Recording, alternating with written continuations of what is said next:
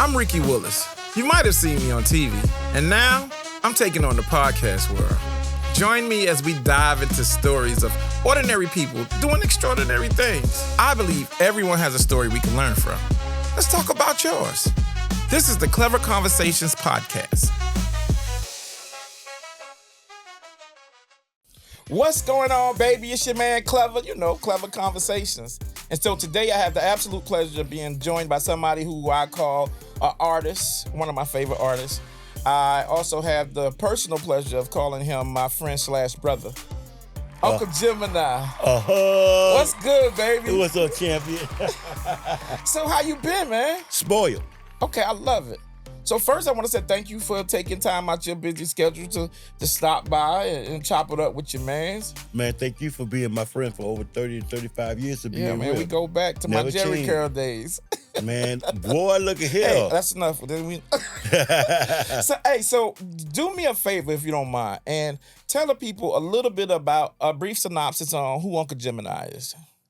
Basically, ladies and gentlemen, boys and girls, children of all ages, it's about 28 degrees outside and it's very cold, and I'm looking good in my jacket. I am one of the pioneers of the South. Emmy nominated, 2 times Grammy nominated, one of the premier legends of the bass music, activist, movie soundtrack writer and active. Now currently with my wife as the married couple of Southern Soul, which we just won the AMG Southern Soul Honorary Award.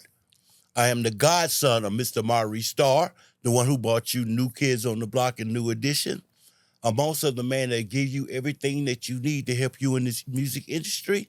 I'm a married man of 26 years, 3 kids, 8 grandkids, and I am him. I am the Gymini. Thank you for coming by. Thank you for taking the time, Uncle Gymini. See, I can't wait till my resume is that. My resume is like, what up? I'm Ricky. You might have seen me before at the gas station asking for coins or something. So. The humblest man in the world, bro. Yeah, no, man. I try to be honest, man. I'm just grateful for life, brother, really. I'm grateful for life. So, with that being said, let's talk a little bit about how long have you been in the music industry? 33 years. 33 years. 33 years. So did you start off, how did you start in the music industry? I started off doing talent shows here in Savannah, Georgia. Okay. Do you remember the first talent show you won? No. Do you remember the first talent show you lost? No. Okay, cool. So do you remember any place you did a talent show at? No. I mean, after 35 years, I can imagine. It's I can't remember what I had for long. lunch day for yesterday, so there's that. I have a problem sometimes remembering because, a couple of months ago I had a stroke. Okay. So I'm recovering. So God is good because I'm talking now. I can walk now. Come on. So come on. Just to be here to even talk about this is a blessing to me. All right. I love it. So with your time in the music industry, I wanted you on because you have a lot of insight, you have a lot of passion, you have a lot of educational experience to help people understand the music industry, right? Because being a rapper is not the music industry, right? Right. But understanding contracts, understanding getting management, understanding record sales, understanding points and things of that nature. Publishing so you can get your money. Understanding that stuff is one of the things that, for me, solidifies you as one of the best in our area to do it based on your experience. Thank you. So if you had any information, for example, let's say I was a brand new artist and I said, hey, Uncle Gymini, I want to be a rapper. What is the first thing you would recommend I do? Be serious about it. Think about if you're going to sacrifice your time and effort to actually get to your goal. Because a lot of people want to do it and then they'll quit it. And what you're doing is you're wasting a lot of people's time and effort who wants to help you. And money. And money, so be serious about it. Make your mind up. This is what I really want to do. And I'm going to capture my goal by achieving it. Because if you're going to stop after the first 30 days, Don't waste your time. All right. So what would you say? All right. You you said that to me. You said, Ricky, don't waste your time. If you're interested, do it. If not, leave it alone. And I say, well, okay, Uncle Jim, and I am interested. Um, do you uh can you help people understand how to format a song? Or can you tell people how what was let's say this, what was your techniques for formatting any first pause first, how many songs do you figure you have out or had released? Roughly. I know you don't remember everyone, just roughly. I can remember it's a lot. It's over 98, 99 songs, period. Okay, so 100 plus songs. Yeah. All right. So with that being said, how did you go? What was your process on going through the songwriting process? Did you come up with a concept and decide to write from that, or did you hear a beat and was like, yo, I could put something to that? How was that process for Uncle Gemini? I learned from other artists that came before me and how did they write songs, how they format it, and how they create it. The first thing you need to do is have a hook. A hook is the main subject of the song. So long as your hook is okay or way you explain it, the words to the songs will come easy because you got to connect what you're talking about to your hook. To the hook. If you got a bad hook, you got a bad song. So you might as well just play a beat and just put on your headphones, because if you ain't got the right words, the beat is not going to mean anything if you don't have nothing to marriage with it. Right. And the hook is the thing that people remember. That's the thing that most people, it's getting hot. A lot of people don't know the actual words. Exactly. But they know the hook. Mm-hmm. All right. So with that being said, so you get situated, you hear a beat, you get a hook, or do you process a hook and then link up with the beat afterwards? Or how did you go through your process? I heard a beat first. Okay, to feel what the hook should be about. To be what it feels to be what it should be talking about. The beat should talk to you. A beat, the melody, the way it feels, the way you groove should give you the energy or the excitement in your mind to what you want to actually say on it. Okay. Like if you got a nice groove beat, you know you want to do a song that you can dance to. If you got a metally easy beat, you want to do an R&B. If you got a hype up tempo beat, you want to rap a rap song around it. Or if you have a beat where you know you just want to be jazzy and play instruments to it. That's how they do blues and jazz. They hear a beat, then they get their little flutes or trumpet and they do it. And they go through that. Exactly. You got to have that process of what you want to feel with that beat. Okay. So what is so the format would be listen to the music. Yes. Find a hook. Yes. The hook is going to be based on the track, and what I feel the hook should say determines what the rap should be about or the song should be about. Exactly. What you feel. All right. So I got my hook. I got my song. And now what do? I know the old days they used to press CDs and play it out the trunk, but nowadays with streaming and all of that, how's that So how did you take the next step?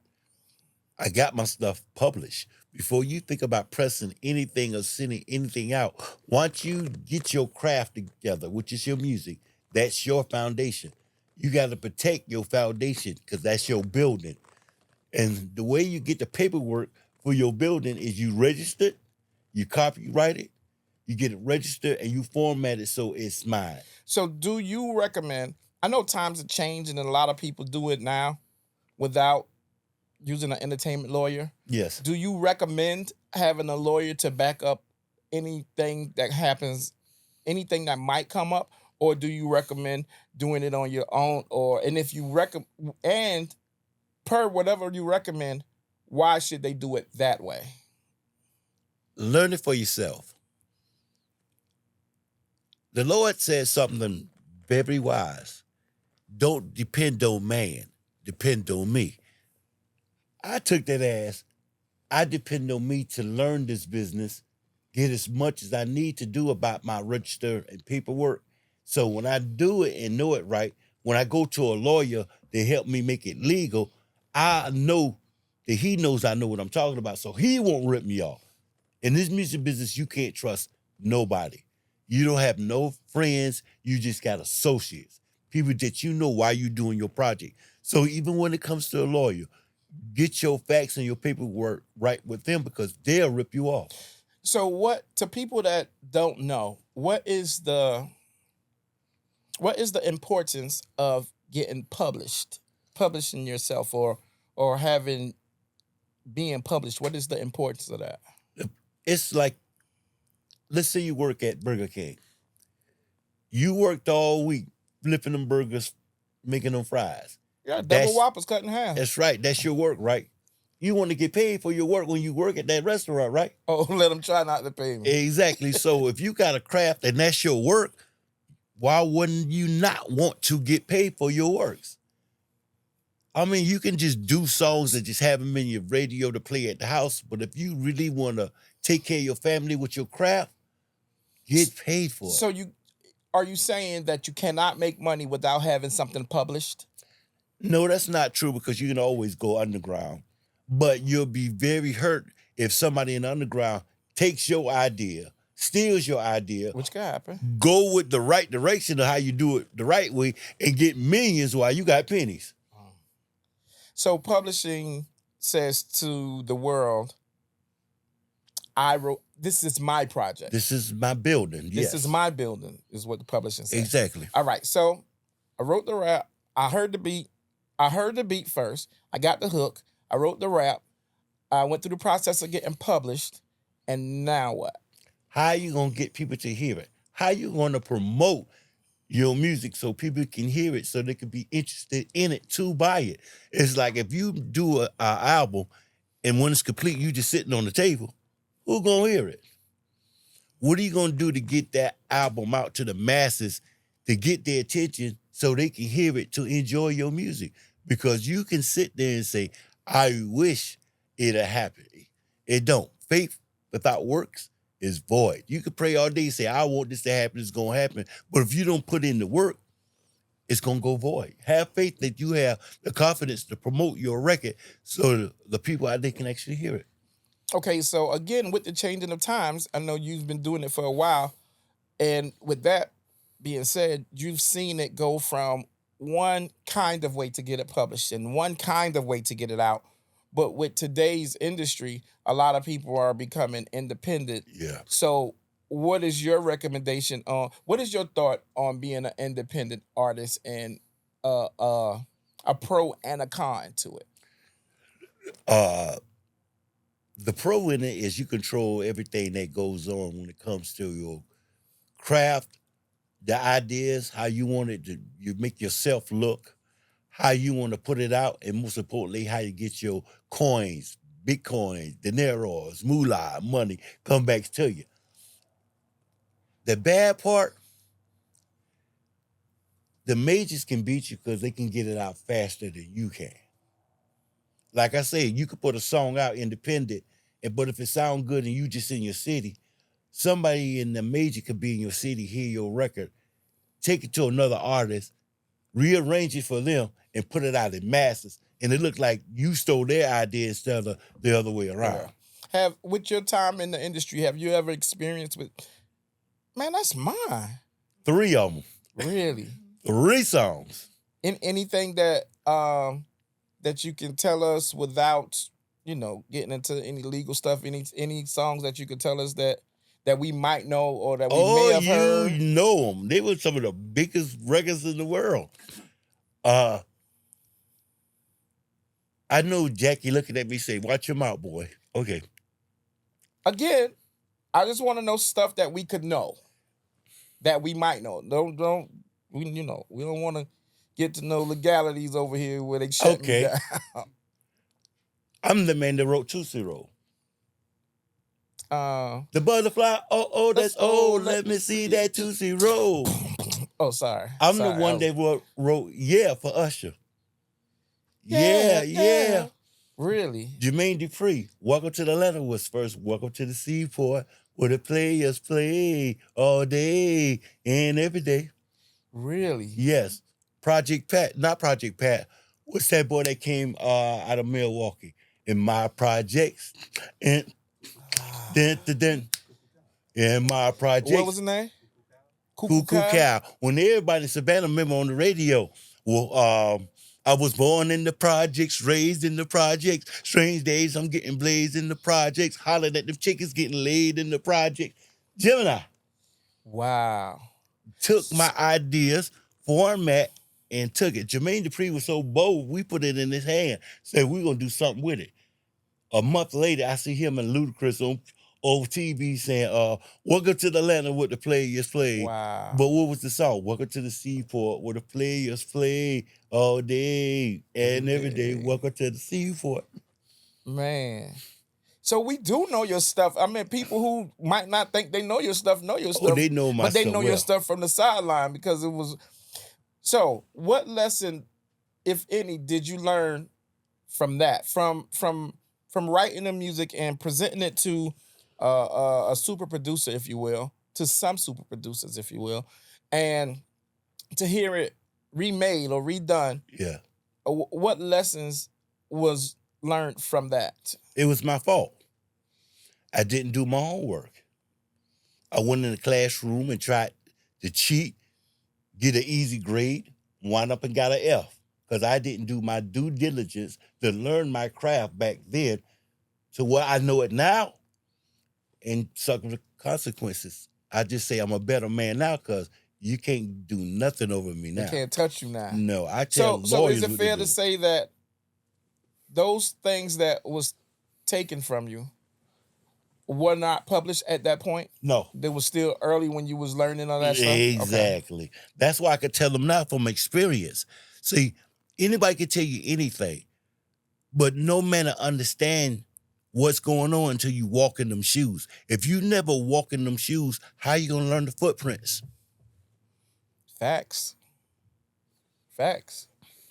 We talked a little bit about the negative stuff. Not so much negative, but all was learning lessons. All was teachable moments. Yes. Life lessons, especially in your industry. Mm-hmm. So let's talk a little bit about some of the stuff that people are gonna know and that you're accredited for. Tell the people a few songs, a few tracks, a few artists you work with. Wow, who haven't I worked with? Me. Well, that ain't my fault. When you got with a famous lawyer and start doing your own TV and commercials, he threw me in the background. This is about you, sir. Thank you. Okay, a couple of songs is a couple of tracks I got off of the Bone Crusher album. The man who said, you ain't never scared for you. We ain't never scared. You young guys. We ain't never scared.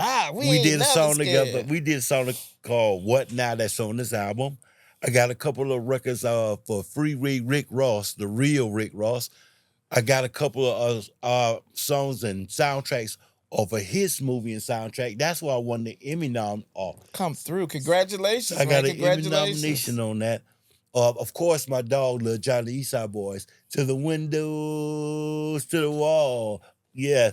I got a couple with JT Money, Play His Night Out, which we got enough Emmy for a soundtrack in a movie from there.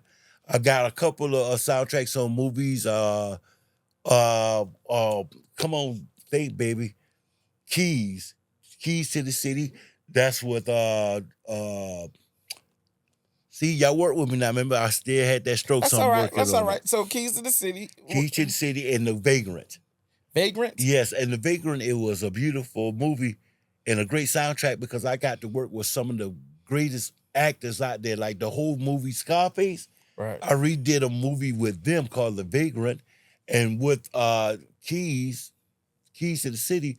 You remember that guy that was on the Five Heartbeats, Red? My hours are between office hours are between 9 and 5. Yeah, I did a movie with him and then wrote the whole music treatment for that movie. So you was able to do the score for that movie. Exactly. Come through. So how many movies would you say, in just kind of like a guesstimate, that you had that you took part in, whether it was the score, whether it was a song on the soundtrack, or whether it was you actually being in the show? 4.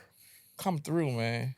4. Come through. My best one was The Vagrant, but in Musical Chairs is what we shot it on location in Tampa, Florida, was the most fun one I had because a lot of people in that movie is on TV now when they doing like Love and Hip Hop Miami, Right, right. A New lot of York. reality stars. Yeah, they all into Yeah. that movie. So I had fun working with them.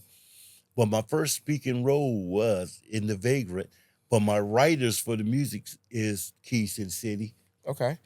So that brings me on to want to talk about your touring experience. Uh, I know that you were on tour with somebody great. And it's not just a regular somebody, it's a super somebody. A lot of people don't know that.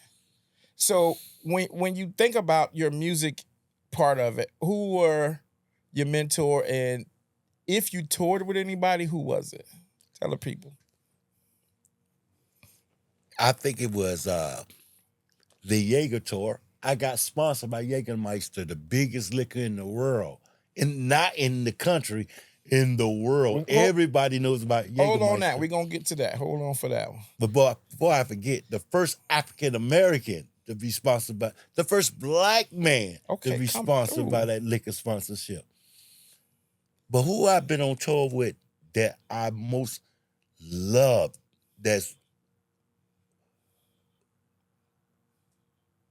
was it the Pussycat Dolls? Was it? No, it wasn't Lil Jon. Wasn't the Pussycat Dolls. It wasn't the Jacksons. Oh, Keith Jackson, how you doing, man? What up to Keith Jackson? Yeah, I love talking to your aunt Michael Jackson's mama. Yeah, Catherine. That's one proud moment I can say. I'm the only man that actually went to Catherine Jackson's house, and she fixed me macaroni and meatloaf. Now that happened when I met her too. Yeah. No, not really. But off the head, I did work with so many people who wouldn't have. One word on the street. I don't know how true it is. I'm just gonna throw it out there. One word on the street is that you toured and you were mentored by somebody that said something like 6 in the morning, Man, police at Ice-T. my door. Fresh Ice-T. Adidas squeak across the bathroom Oh floor. boy, you made Out my the head back fold. windows where I made my escape. Didn't even get a chance to grab my Boy, old school tape. I've been got here so much my headphones falling off. Oh man, hey Ice-T, that's the man who brought me in the industry. When I first started doing music, I went to a concert and he was backstage and I just say, I want to do music. Could you help me? And he said, how serious are you, young man? That's why I say you got to be serious with it. I say, I want it till my heart explodes. He said, I will teach you. And he put me on tour with him as his roadie and taught me the game. Ice-T taught me everything I knew besides Mr. Maurice Stark. Okay, Pops. And being on tour with him was the most extravagant, most wonderful thing I ever done. I was 17 years old, a snot-nosed brat, thought he knew everything, but he knew nothing about people in the real world. Dude, so what you're telling me is that a young man from the South, and I didn't say South, I said South, because Georgia and Florida's Savannah, Georgia, the seaport. SAV, baby. So a young man from Savannah, Georgia, had the opportunity to link with one of the GOATs from up top, New York. And so it sounds like you got the best of both worlds, man. Oh, yes. Knowing already how the South music worked, and then learning from Ice-T, whatever you learned from him about how the North works, and then a blend. So how was that? It was turning into a young man,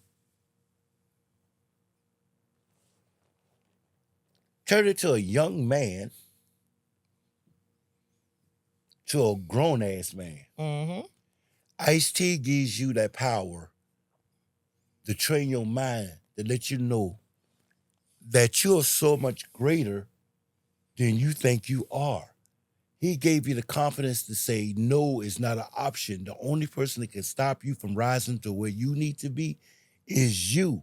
Long as you got breath and you walk the earth, you can travel your own path.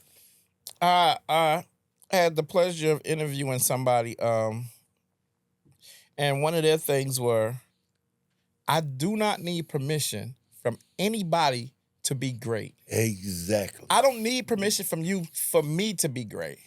Yes. So with that being said, what is the the one thing, if any, what is the one thing, one lesson that Ice-T gave you? What is the jewel that he dropped on your lap that you still hold till today? If you ain't got God, you ain't got nothing. Okay. If you don't have Christ in your life, believes in him and let him guide you, you don't have nothing. I love it. That's what he taught me. Okay. So how was your experience on the road with him? Like where was the craziest place you guys toured, and one of the craziest experience that you experienced while on tour with him? In Los Angeles, when we did the stunt in California, they're so different in Cali than it is this old Savannah, Georgia, little small Really? time in Georgia. They see life like the sun on their back. They always say they're great in it. Some fronting, but a lot of them live with that energy. If they think they're great, they will become great. And notice how they react to certain things different from we do in the South, even up north. It blew me.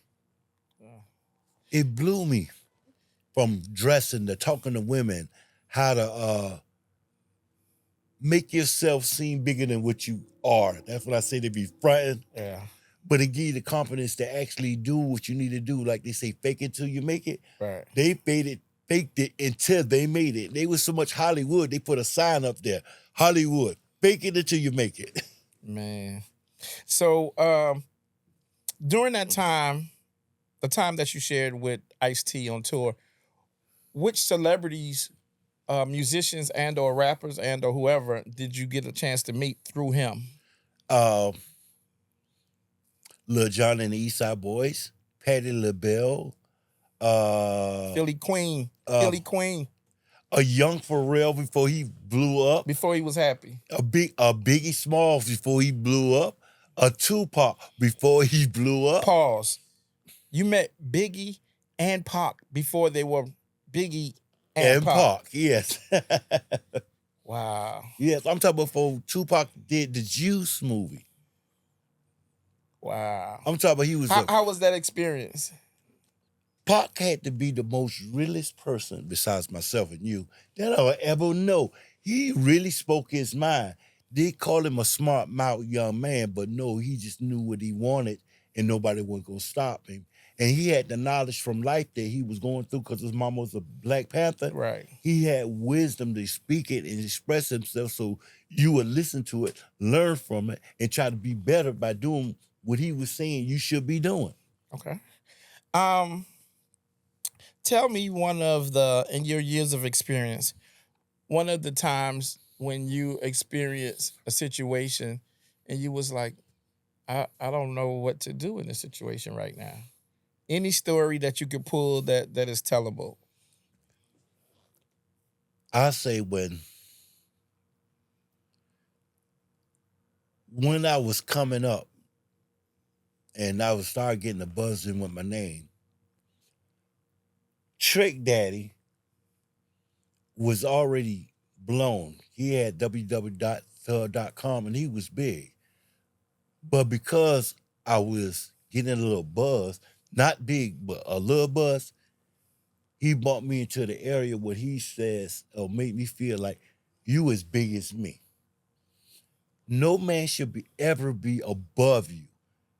You go to the bathroom, pull down his pants, and take a dump just like you do. Right.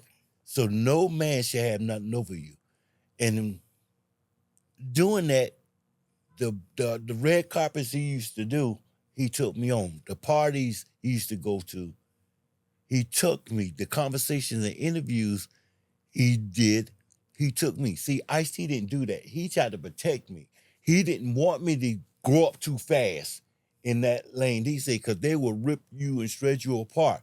And right now, you're my baby. I'm a raised in the industry. So he kept me away from the red carpets, kept me away from the wild parties, kept me away from the dope and cocaine what they was doing, kept me away from alcohol. He protected me.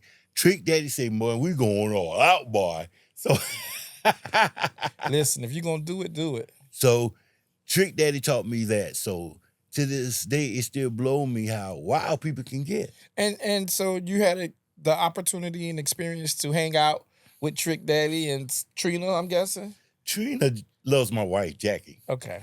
You know what I'm That's saying? family. Yeah, that's family. Okay. Yeah, but yeah. So with all the experience, with the making of the music, with the touring, with the meeting of super celebrities, and traveling the world, how many times you figure you traveled the world? 3 times. I Wow. done traveled the world from Australia to Japan to Germany, Berlin. Wow. Which was your favorite place to be and why? It's not major, but it's big enough. I say Jamaica, Queens, Jamaica. Jamaica. They made me feel like I was a queen. I remember me and my wife went to Jamaica. I think we was on a cruise to celebrate. And when I got to Jamaica, they was playing me all over the radio. And I like, they actually playing the music. No, man, you're telling me you went to Jamaica, boy, and them play your music. But the funny thing was, I didn't think they knew me. I know they was playing the record, but you hear records every day. When we walked down Kingston, me and my wife, and that's Gemini. And the crowd came. I'm like, whoa, this is crazy. Man, them Uncle Gymini in Jamaica, man, we enjoy them, you know. Oh, my goodness. They had to get somebody to walk with us to keep us safe because... The fans. Man, oh, Jackie, you remember that, sweetheart? Them telling me what happens in Jamaica stays in Jamaica unless it end up on Facebook. I see in Jamaica was the best place. The second's got to be in Canada. Okay. It was too cold. I did my 4 shows there, and I came home and said, I ain't never going back to this cold weather again. Did you meet Drake while you were in Canada? He wasn't. You wasn't Drake then? He wasn't Drake then. Okay, with that being said, something right there. The whole Drake and Kendrick battle. Were you going with Kendrick or were you going with Drake? Never mind who people say won or lost. Who were you going with? I'm going to say Kendrick. Why? Because he a lyricist. He won it on that count. Drake did great because Drake is not really hip-hop. He's not like us. He's pop. So to be a visitor in our realm of music, Okay. he held his own. So I'm going to sprinkle a little sugar on it. Okay, so he get the honorable mention. Yeah, but Kendrick is the hot sauce, bro. Can I tell you my take on it? Always. I'm not really a Kendrick fan, and I can tell you 50 more Drake songs than I can tell you Kendrick songs. So win, lose, or draw, I went with Drake. And I was just on some Kiki, are you with me? You know, so Yeah. I just had some every time that phone rang, you know, my hotline, you know, just I don't know, I like Drake. Which is crazy to me that you said that because you're a creative lyricist. Yeah. I can't even see you doing a pop song. Man, eat some popcorn or a pop top. Well, I'm not saying that I would do that. I'm saying I've jammed to his. I probably right now in my phone, in my library, have more Drake stuff than I have Kendrick. I may have 3, maybe 4 Kendrick songs, and I may have 100 of Drake songs. Okay. So, but that's just me though. So I now, can respect that. So this is a question I like to ask people. What is one of the greatest songs ever written? Oh my God, boy, you're making my brain There hurt. we go. Oh my God. Oh my God.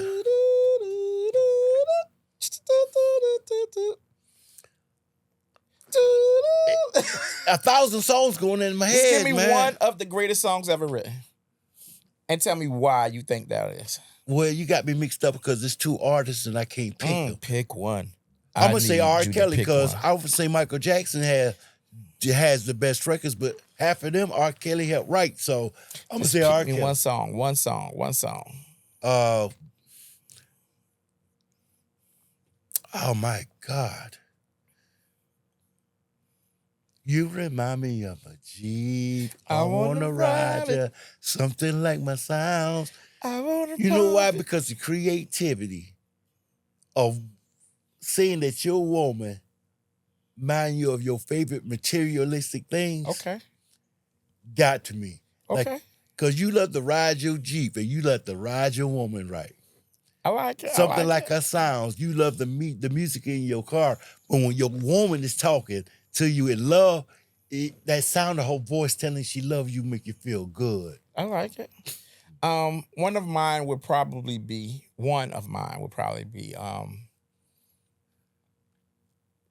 Luther Vandross, Bad Boys. You went back. See, I knew Well, you the, was the gonna go reason why I back. did Luther Vandross on one of mine is because the storyline. He said his mama went in the room and he wasn't there. Then she ended up at the party that he was there. Exactly. Oh man. So that's one of my Luther Vandross Bad Boys. Oh yeah. I want to change it. Well, all right. I want to change my song then. No. Okay, what's your song? Frankly, Beverly and Mays, we are one. We are one. Heck yeah. So we was playing a game last night in the garage, and one of the cards were who is the best R&B group. This is hard. Mm-hmm. Was it the Isley Brothers or Frankie Beverly and Mays? Boy, look here. You would. Do you know how hard this game was? I refuse to even answer questions like that. With all due respect, I have to go with the Isleys. However, I really love Frankie Beverly and Mays, but Frankie and Beverly and Mays, from Ricky's perspective, I see you looking crazy, sir, don't have as many bangers as the Isley You Brothers. want to bet? The Isley Brothers was a back since Isley Jasper Isley. Frankly Beverly Mays was only Frankly Beverly and Mays. Man, look at here. If he had an old school versus between them, All right, Frankly, let's do this. Beverly and Mays I'm gonna will show you. hang, Listen, if we not right here. overtower the Isley Brothers. We right here. Cameraman, we right here. All right, let's do this. I'm gonna name a Isley Brothers song, and you throw off a Frankly Beverly and Mays song, and we'll see who stopped first. I'm going to just say one. Anything you say, I'm going to say that one song. We are one. We are one. Listen to the words of that. No matter what you're going through in this world, we are one. No matter how mad at each other, how you argue, we can go through Can wars. you fall out of love right quick? We talking about music. I'm talking about, I hear footsteps. Okay, go. Your turn. They're only Isley Brothers. No, I love all the Isley Brothers. Void to Atlantic. Come on, go ahead. I say, I love In Between the Sheets. I will always love that song. No. You give me a Frankie Beverly Mays song. We are one. That's what we gonna keep doing? We are one. That touched Thank you, my ladies heart. and gentlemen. I gotta say, I take the W on that one because he could just give me one song. No, I can give you a reason why that it cover him and beat him. And he's probably gonna win. Go ahead. When I listen to that song, I think about my wife. We are one. No matter what we go through, there will never be a divorce because we listen to that song. One. We are one. When I'm with my children and my grandchildren, you came from me. You came from me. We are one. You understand? When you thinking about the Lord, when he made his children, he was first. He was number one. Then it became me, and I'm great. So you see how great he is? We are one. All right, listen. I'm a humbly take the L on that one. Because I feel like we are one. So, what would be the depth of information that you would give a new person coming to in 3 minutes or less? You need to do this, you need to do this, you need to do this, you need to do this, you need to do that. Pause. Before we get into that, let's talk a little bit about your accolades from the Jägermeister. That is huge. Oh, yes. How did that transpire? How did that come about? What I did is, back in the days before I had the stroke, I had $1 million tongue. I had a mouthpiece that could say the right things that make you considering thinking my way, even though you might be strong in your opinion. I saw a bunch of college kids partying, drinking Jägermeister. And I say that's a good brand. Then with my wife, we met a band or a group that happened to be sponsored by Jägermeister. And I say, well, how can I get in contact with them to sponsor me? And he said, what can you tell them to make me want to give you their number without making me look bad because your reputation is everything. See, they might not use you, but they'll dump me in my group because I referred you. And I say, I'm going to tell them how to make money.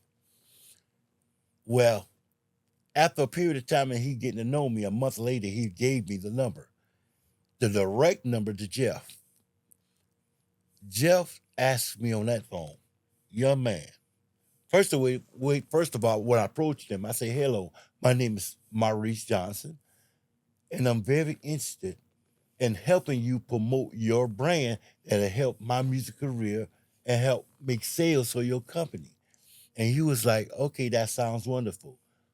How can you How make can that you happen? help me? And make it in one line to show that you're worth it. I'll be your first black man in your company to help you sell your liquor brand to black Woo! people. I say, if you already got Caucasian money, wouldn't it be nice to have black money and get all that money into Jägermeister? He say, we got to meet. And after 2 or 3 phone calls, he said, we don't need to meet. I feel how you are. Welcome to Jägermeister. And so how did that feel being one of the first black artists to have a sponsor like Jägermeister back you in your endeavors? It made me feel like I was the world because back then nobody else was getting liquor sponsorships. Right. Well, at least in hip hop, when I was doing hip hop music. And for a black man, I felt like I was a trailblazer for people getting brands with Ciroc, people getting brands with Hennessy. Well, technically you were. Yeah, basically. And I felt like I was a trailblazer, and it made me feel proud that I did that. I started something. No matter what you do in this world, you try to tear me down or hurt me. When I leave here, there's some things you will never take away from me. I'm Emmy nominated. The first black man ever to have a sponsorship with the biggest liquor in the world. And I'm the only black man to ever, to this day, turn a drug dealer to tell him to write a book and try to make a movie in your life. Freeway. You did it the freeway. So Also, the only man that ever worked in Savannah, Georgia with Denzel Washington, Morgan Freeman, who else was in that movie, Glory? me. You, yeah. But I was way in the back with the old clothes. They wouldn't let me up front where y'all was at. They kept me in the back. Like, you walk in the back. But a man from Savannah, Georgia, can say he been working with some of the greatest actors of our time on the biggest shows, TV, and movies out there. From Savannah, The Georgia. 912 Seaport, baby. Where they say you can't make it from. So, I know that a lot of people don't know. You transitioned from rap and hip hop over to soul and blues. Southern soul. So and let's blues. talk a little bit about that. How did that come about? I'm up in age now where I got a little wisdom in me. And music means a lot to me. It's like when you're young, hip hop make you be young. Right. Act crazy. But sooner or later, when you have a couple of kids, you want to relax. You want to Time to hear grow up, man. You want to hear nice sounds that you can sip a little bit. sip a little bit and just grind to. Smoke your cigars. Yeah, let me smoke a cigarette. And R&B does that. But you go into another phase when you come into R&B. You call it the grandfather age. You become grandparents. And that's with Southern Soul, because you're talking from your heart now. And I wanted to do Southern Soul because I felt like I could put my own taste into it. See, Southern Soul always talking about drinking, cheating, fidelity. I want to do music that was right for another brand of listeners, married people. That's why me and my wife are the married couple of Southern Soul. We teach how to have 26 or more years in your marriage, how to raise your kids and grandkids. Why You Married through Southern Soul music. So you recently just won an award, you and the wifey. Y'all doing Yeah. y'all thing, The man. And married y'all with couple. everybody. Y'all, I Oh see y'all. my I God, see you with yes. everybody in the world on the Southern Soul, family. Heavyweights. The I see. heavyweights. Yeah, because they enjoyed the music that me and Jackie done to change Southern Soul so it won't be one lopsided. It'll be different storylines. Yeah, because if let's keep it 100. Mainly Southern Soul is a black man's thing. Exactly. Not saying that women aren't. It's probably just predominantly men. Exactly. So now we have the opportunity to have Lady J in it. Oh, definitely. I believe she makes us. It is the married Yeah, couple. because I don't listen to you. No, so how does it feel to take your life experience and your life journey as being first going to a rap and hip hop artist and then going over to Southern Soul and to have your queen with you during this journey? How is that? It's beautiful because we express ourselves during our music. If we get into an argument, we don't get outrageous. We say it in music. We are one. We are one. And yeah, I like that. We are So one. when y'all are recording, is she the boss or you the boss? No, I wrote. No, we write the songs. I go say that I'm not it's talking about me. writing the songs. I'm talking about when y'all recording. Is she the boss or are you the boss? Yeah, I'm putting you on front stage right here. She the boss. You don't have to say She it. let me be the king, but she be the queen when she needs to. She allows you to be the king. Yes. Okay, cool. You said the right word. Yeah. Allow. Listen, mine allow me to do certain stuff too. So, congratulations again on the recent award, man. And what was it? What was the award for?